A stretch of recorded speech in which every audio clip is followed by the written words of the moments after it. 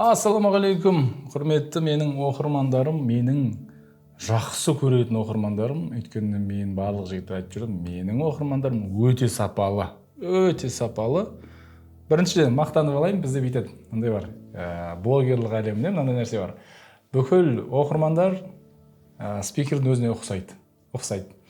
Мен айтамын, менің оқырмандарым өте сұлу, өте ақылды, өте ізденімпаз деймін ғой, ізденімпаз. Неге? Өйткені маған ұқсайды деймін да. Сондықтан шынымен де мен басқа бір жерлерге спикерлікке шақырғанда неткенде көрем, шынымен ұқсайды аудитория, жаңағы экспертіне ұқсайды. Сондықтан сіздерді жақсы көремін, сіздер шынымен күштісіздер.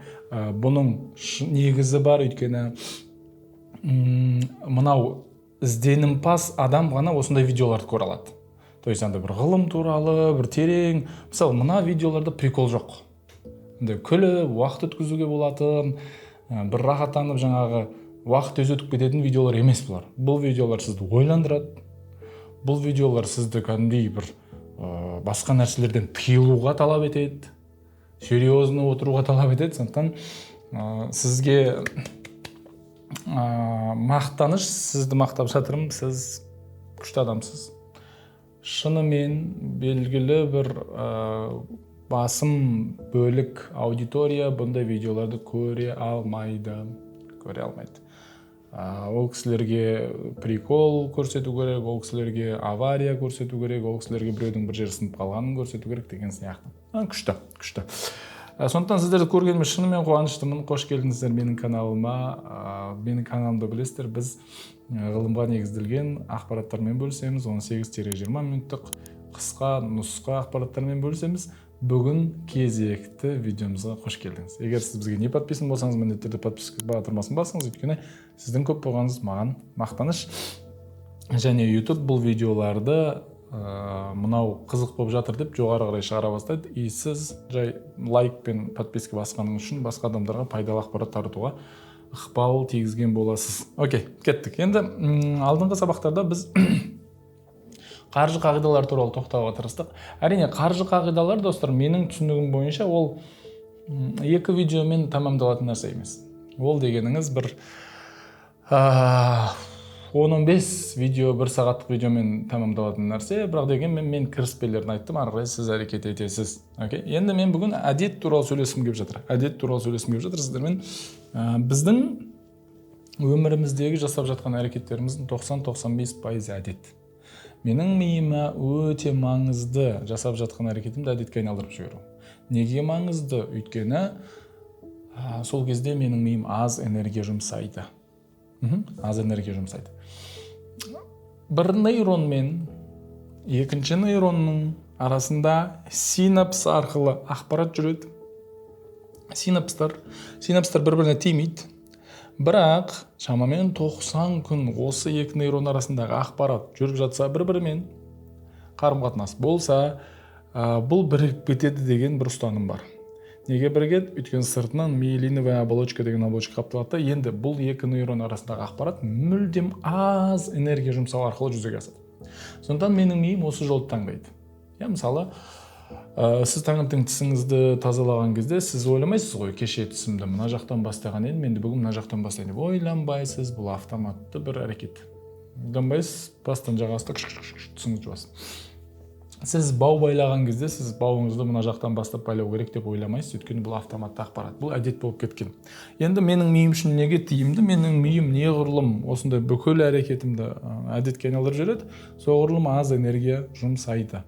Аз энергия не үшін жұмсағысы келеді? Өйткені көп энергия эконом болу керек, қауіпті бір жағдай болып қалған кезде. Сол үшін сақтап алғысы келеді. Енді біз өзіміз таңдай аламыз әдетті. Біз өзіміз қалаған әдетімізді өмірімізге енгіземіз. Өте маңызды қағида. Біз өзіміз қалаған әдетімізді өмірімізге енгізе аламыз. Және біз өзіміз қалаған әдетімізді өмірімізден суырып алып тастай аламыз. Осы әдеттер туралы сөйлесек. Енді анализ керек. Аназагнозия деген нәрсе бар. Аназагнозия деген нәрсе медициналық термин, медиктер біледі.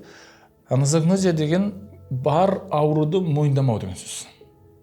Жоқ, әшін кетеді өзі сондай менде деп қояды. Аназагнозияның түбі өлімге апарады, білесіздер. ана бізде қазақта да сондай мақал бар, ауруын жасырған өледі деген.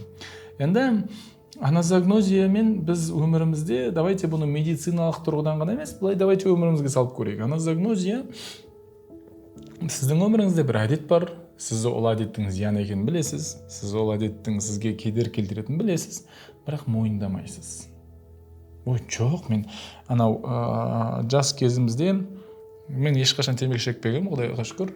Бірақ енді класстастарымыз мысалы бір 8 класста, 9 класста темекі шеккен кісілер болса, бүйтіп айтатын еді, ой, я просто балуюсь деп ше. Мен бұны любой момент тастап кете салам деп. Сол класстастарым қазір 20 жыл темекі шегіп жүр и тастай алмайды уже, тастай алмайды. Енді бұл адамның жаман екенін көрсетпейді әрине, бірақ бұл аназагнозияның бір көрсеткіші, яғни мойындамау. Басым ауырып жүр дейді кешке қарай.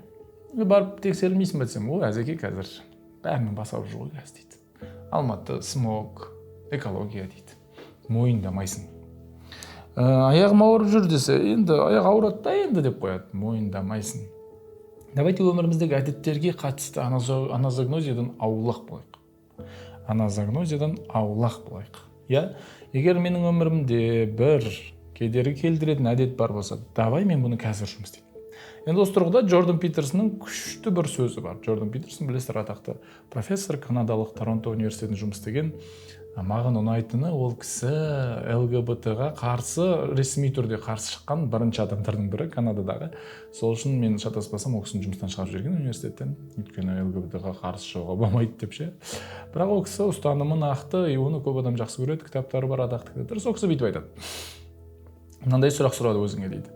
Менің өмірімде мен күнделікті жасап жүрген бір stupid habit дейді ғой, stupid thing деп айтады. Stupid деген тупой ғой енді. Бір тупой әрекетім бар менің дейді. Күнде жасап жүрген. Бірақ мен білемін оның зиян екенін дейді.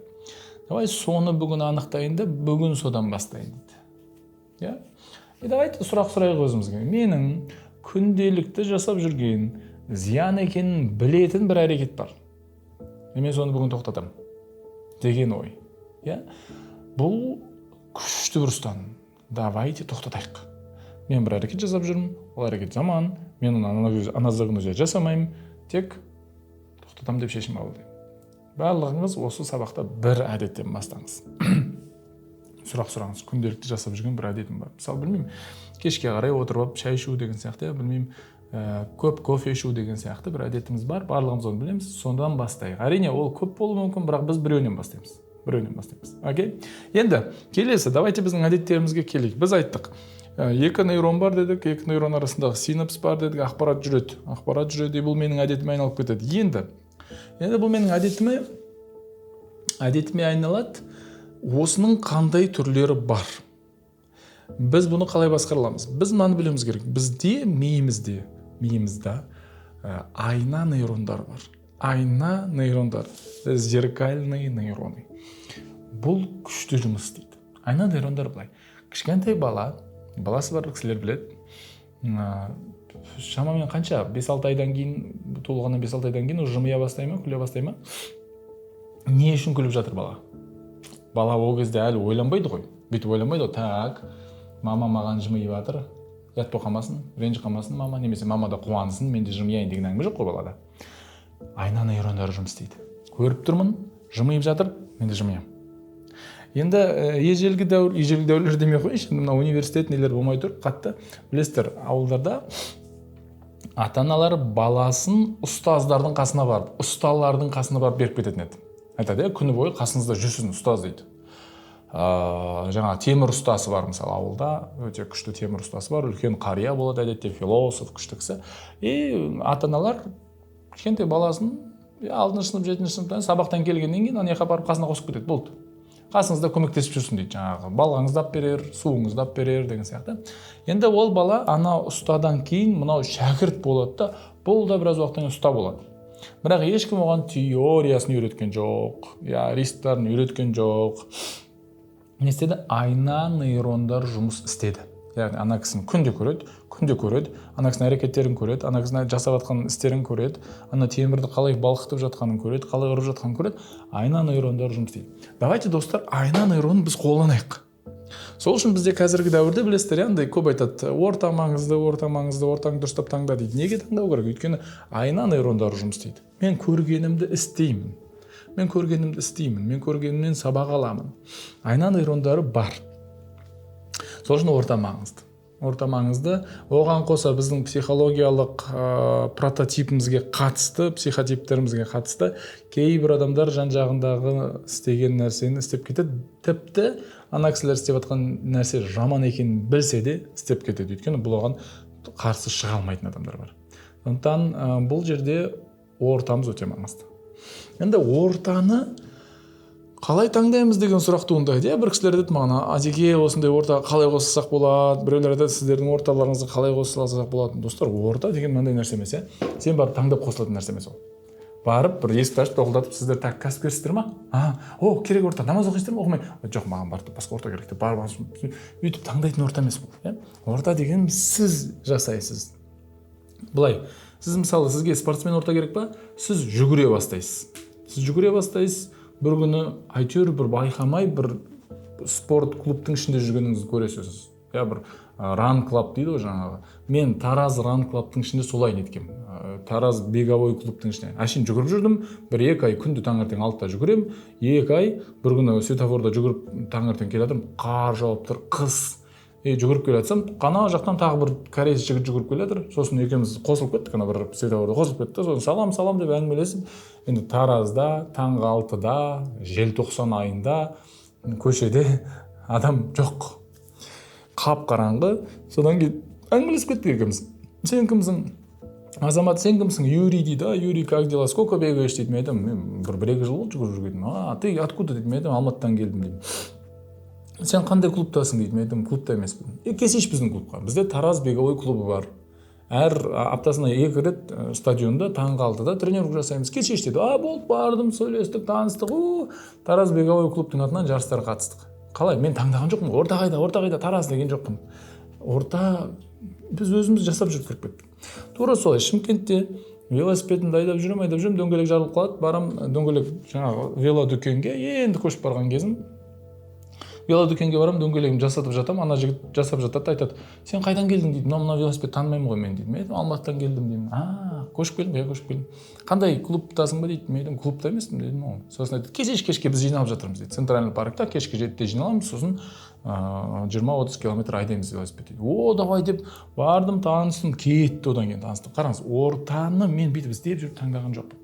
Сіз әрекет жасай бересіз. Сіз ол ортаға барып магнит сияқты шып деп жабысып қаласыз. Бұл солай. Бірақ бірінші өзіңізден бастау керек. Сондықтан түсінеміз, айна нейрондарын қолданайық. Айна нейрондарын қолдану үшін маған орта керек. Бірақ ортаны мен барып іздеп жүріп кірмеймін. Орта біз бір-бірімізді тартып аламыз, достар. Осы уақытқа дейін сіздің кірген орталарыңыз бар. Қазір бір ортада жүрсіз. Оны сіз іздеп жүріп тапқан жоқсыз. Олар да сізде бір-біріңізді магнит қылып тартып алдыңыздар. Сондықтан айна нейрондарын қолданайық. Енді келесі бір мәселе, мына нәрсеге сеніңіз. 80-90% адам өзі өзгере алады. Бүйтіп айтайыншы, показательный бүйтіп айтайын. Біреумен жұмыс істеу керек деп айтамыз ғой. Білмеймін, менторыңыз болу керек, коучпен жұмыс істеңіз. Жақында мен бір кісімен сөйлестім, ол кісі маған күшті ұстаным айтты. Ол айтады, бір адамның кәсіппен айналысып жүрген, өмірін білмеймін өзгертемін деп қолына алып жүрген кісінің 1 психологы болу керек дейді, 2 коучы болу керек дейді, 3 діни ұстазы болу керек дейді. Мен ойладым, мынау күшті ұстаным екен деймін да. Менде бар. Бірақ мен оны үйтіп ұстаным деп ойламаппын да. Давайте осы үшеуі болсын өмірімізде. Бұл менің алдыға жетелеуге, менің өмірімде бір үлкен жетістіктер жетуге үлкен үлесін қосады. Бірақ дегенмен 80-90% адам өзіне ұнамайтын ұстанымдарды өзі-ақ тікелей өзгерте алады. Ниеті болса болды. Бір шынымен мен өзгертем осыны деген сенімі болса болды. Сондықтан давайте ол нәрсенің де қалай айтсам болады, наркоманы болмайық. Мысалы, кейбір адамдар бар, мотивация наркоманы. Айтады, маған мотивация берші дейді. Мотивация берші. Сен оған мотивация беріп, анда бір кісі маған инстаграмда жүрді, Азеке маған мотивация беріңізші деп. Әй жоқ, шай жоқ, сен кімсің, танымаймын, амандасқан да жоқ. Азеке мотивация беріңізші, текст осындай. Мен айтамын, қанша килограмм деймін, сіз кімсіз, немен айналысасыз, қандай мотивация, сізге мотивация не үшін керек? Ақша табу үшін керек па, спортпен айналысу үшін керек па, отбасы құру үшін керек па, білмеймін, не үшін мотивация керек? Мотивацияның наркоманы болып кетпеу керек. Барлық нәрсені мотивацияға байлаудың керегі жоқ. Мотивация үшінші кезекте тұр. Бірінші әрекет. Шамамен 6 апта әрекет жасағаннан кейін сізде сәл нәтиже көріне бастайды, өзгеріс. Осы нәтижені көре бастағаннан кейін сізде мотивация пайда болады үшінші кезекте. Мотивация не үшін пайда болады? Қайтадан әрекет жасауға. Түсіндік қой? Әрекет, нәтиже, сәл өзгеріс, сосын мотивация. Мотивация мынау жаққа қайтып бару үшін. Болды, осы айналып жүреді. Осы үштік айналып жүреді. Мотивация наркоманы болмаңыз. Бірінші сізге әрекет керек. Яғни айтады, спортпен айналысуға мотивация беріңізші. Мотивация бере алмаймыз біз сізге. Әрекет жасап көрмесеңіз мотивация жоқ. Андай, күреске барып көрмеген кісіге біз күреске баруға мотивация бере алмаймыз. Ол барып көреді сол жаққа, айналысады, дәмін көреді, мен бұны жалғастыра беремін дейді. Стретчингке барып көрмеген кісіге біз шпагатқа отыруға мотивация бере алмаймыз. Ол барады, бірнеше аптадан кейін уже шпагатқа уже жақындап қалғанын көреді, оқты дейді, бұл мотивация пайда болады. Сондықтан достар, өте маңызды қағида, мотивация наркоманы болмаймыз. Біз әрекеттің наркоманы болайық. Әрекет. Жасай беремін. Мен әрекетімді жасай беремін, нәтиже бәрібір шығады. Бірақ мен нәтиже үшін жасамаймын, мен әрекет үшін жасаймын. Осы тұрғыда Блум таксономиясы деген, шатаспасам, таксономия бар. Ол жерде мынандай бір қағида бар, бір нәрсені түсіну үшін ақпаратты біз былай, біз ақпаратты қабылдаймыз. Мен пока түсінбеймін. Сіз маған бір нәрсе айттыңыз, мен ақпаратты қабылдадым. Окей, естіп алдым. Енді ақпаратты түсіну келесі баспалдақ деп болсақ, ақпаратты түсіну үшін маған әрекет керек. Мынау келесі баспалдаққа көтеретін ол әрекет. Сондықтан егер де сіз қазір білмеймін, бір сабақ тыңдасаңыз, спорт туралы немесе бизнес туралы, егер әрекет жасамасаңыз, сіз оны түсінбейсіз. Бұл жай ақпарат болып қалды, бірақ ол ақпараттың сіздің өміріңізге ену үшін, сіз оны шынымен түсіну үшін сізге әрекет керек. Яғни жасап көруіңіз керек. Енді үшінші баспалдақ, бірінші баспалдақ білу, екінші баспалдақ түсіну, үшінші баспалдақ әдетке айналдыру, ол жерде де әрекет керек. Яғни бізде бір кілт ол әрекет. Қайта біз тек әрекет жасаған кезде түсінеміз, біз тек әрекет жасаған кезде бұл біздің әдетімізге айналады. Сондықтан достар, тұрақтылық, бұл жаңағы өсу, бұл әрекетпен. Мотивация емес, бұл әрекет. Енді давайте осы жерде бір әрекет жасайық. Мен сіздерге бір тапсырма берейін. Мынандай тапсырма: start, stop, continue. Start, stop, continue деген бір формула бар. Сіз қазір аласыз да, мына видео біткеннен кейін дәптеріңізге жазасыз start. Сосын екінші бағанаға stop дейсіз, үшінші бағанаға continue дейсіз. Жазып қоясыз да, жазып. Бірінші бағанаға мен start деген бастау деген сөз білесіздер ғой. Бастауым керек әдеттер тізіп жазып шығасыз. Так, бүйтем. Ерте ұйықтауды әдетке айналдырамын. Таңертең тұра салып су ішуді әдетке айналдырамын. 3. Таңертең тұрғаннан таңғы жаттығу жасауды әдетке айналдырамын. Бастау. Екінші, стоп. Қандай 3 әрекетті тоқтатам? Әдетті. Кешке қарай кеш тамақ жеуді тоқтатам. Білмеймін, мынау маған ұнамайтын әдетімді тоқтатам. 3 мынаны тоқтатам. 3 нәрсені тоқтатам деп жазасыз.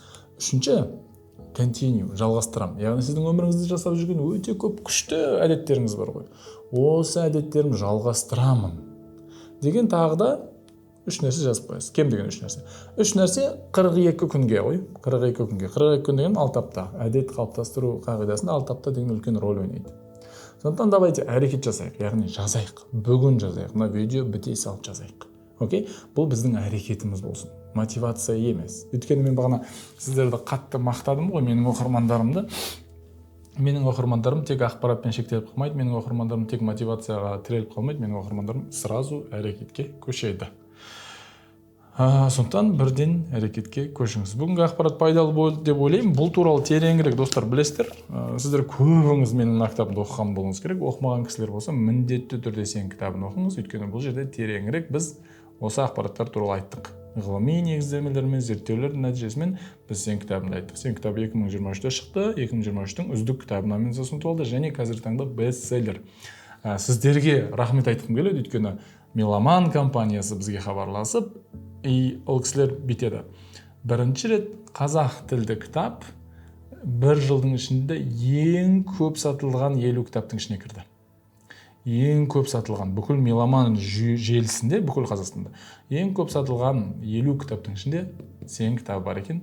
Сондықтан өте көп рахмет сіздерге. Бұл кітаптың ішінде мидың жұмыстары, әдеттер туралы барлығы бар. Бұны алыңыз. Екінші, мен кітабы 2024-те мен кітабы менің әдеттерім туралы психологиялық қырынан жауап. Менің миымның қалыптасуы, психикамның қалыптасуы туралы ақпарат бұл мен кітабының ішінде бар. Және біз қазір акция жасап жатырмыз. Біз қазір сілтеме қойып кетеміз төменге. Мен және сен кітабын бірге алған кісілерге біз 14 курсты қосып береміз. Тегін. Шынымен кезінде сатылған курстар, достар. Шынымен кезінде сатылған курстар миллион бір нәрсе бәрін қосқанда. Миллион бір нәрсе құны. 1,2 миллион сондай. Осы екі кітапты алған кісілерге сол курстар тегін береміз. Плюс бір адамға iPhone 16 Pro сыйлаймыз, бір адамға Түркияға саяхат сыйлаймыз. Сондықтан, достар, міндетті түрде мына екі кітапты алыңыз, сөйтіп өміріңізді өзгертуге әрекет жасаңыз. Әрине, ең әдемісі бұл кітаптар сыйлық үшін алмау. Бұл кітаптарды алып өміріңізге енгізсеңіз, сіз Түркияның 10-ына барып қайтасыз, iPhone-ның 10-ын аласыз. Егер өміріңізге енгізсеңіз, әрекетке көшсеңіз, күшті болады. Рахмет көп-көп. Подписка батырмасын ұмытпаңыз. Мынау сабақ туралы 3 инсайтыңызды комментарийға жазып кетіңіз. Келесі сабақтарда көріскенше.